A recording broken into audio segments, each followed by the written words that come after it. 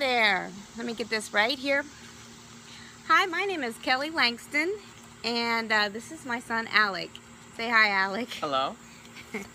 I want to take just a few minutes of your time and to explain a little bit about why I'm here and what I want to ask you. My name is Kelly Langston, and I am an author of a book called Autism's Hidden Blessings, and I've been a blogger about autism issues since 2005, but that is not who I want to be today. I'm coming to you as a mother with a son that is entering high school, actually on Monday. And this is exactly why I want to talk to you, and I'll make it brief because I know you're very busy. But with Alec going into high school, I want to just tell you a really quick history about my son. My son was diagnosed, you can scoot over a little bit, Alec. He might fall down the hill, but let's hope that's not live. He was diagnosed with autism when he was 2.5. We had a second diagnosis when he was 3. Alex started school when he was 3 and worked extremely hard to get where he is. He, at the age of 5, only said a handful of words. He didn't say mother, mom, or mommy until he was, I think, 3. And really, I think he only had about 5 words when he was starting preschool. And school has been extremely hard for him, but he has worked really, really hard, and I'm really proud of him for everything he's done.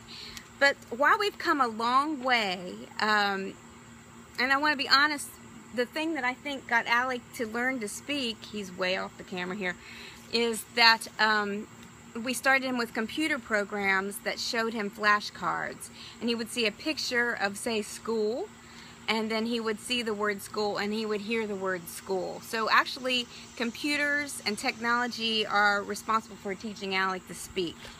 So he has come phenomenally well, and I'm just going to cut this to the point here, is he's done so well. And as we're getting into high school, however, there's one area he's getting A's and B's in all of his classes, and he's doing really, really well. And this isn't just about him, and I'll get to that in a second. But while he's doing really well, one area that's really, really difficult for him is in the area of penmanship and writing. Mostly it's an occupational therapy issue, and he has had lots and lots of OT over the years, but he has had, he struggles with it. And I'll show you some examples of that. This is some classwork that he did at the end of the year. If I can get it up really close, you can see so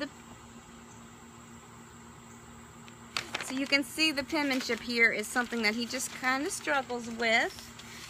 Yeah, it's kind of like a problem with my handwriting. Can you say that again? It's like a problem with my handwriting. Yeah. So I'm going to show you one more example. And I know that's backwards, it's probably flipped, but he has it all up here, but getting it out through here is very difficult. It adds this extra layer of getting all of this creativity and thoughts and everything. He's yawning, don't yawn.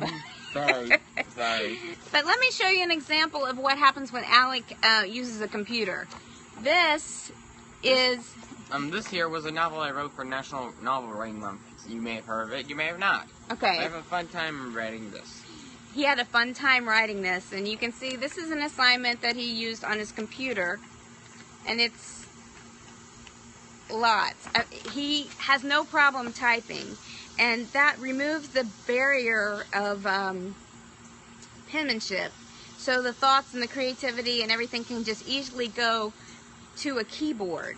So I'm saying that, you know, this is about what he gets when he uses a pencil, and when he uses a computer, he is able to easily put together his thoughts and get them into a format that he can share it with the teachers. Now, we've dealt with this, and it's been fun. We have computers at home, and I know that there are many autistic kids that have computers at home, right? But where it gets hard is when they enter into high school, you go to a lot of classes that there's a lot of writing and note-taking that is done in the classroom. And a lot of these kids do not have an extra laptop that they can take to school for them to use by themselves so that they can take notes and not have to handwrite. And it helps them tremendously in the classroom. We just had open house, and I spoke with all of his teachers and asked them, how much writing is he going to have to do in class? And they said, yeah, a lot. So what I started to think about is, I took that strings finder test, and I'm a connector. So I worked with a tech company, Lead Pages, for about a year and a half, about a year and 3 months or so. And what I noticed about tech companies is that many tech companies, they offer their new employees new laptops. They have to stay ahead of the game, right? So they have to make sure that they have cutting-edge technology, new equipment, new laptops. And in about 2 or 3 years, that equipment depreciates, and it's not the cutting-edge kind of things that a tech company might want to make sure their employees have. So my thought was, what did tech companies do with these laptops? I've asked around a little bit. I've heard things like they raffle them to their staff and various other things. But my thought is, if there are a lot of kids like Alec that would do so well if they had a laptop that they could take to school, that would be their own laptop that they could take notes with in the classroom. And there's Alec's one kid. There are so many kids that would just be blessed to have a laptop of their own that they could take to school.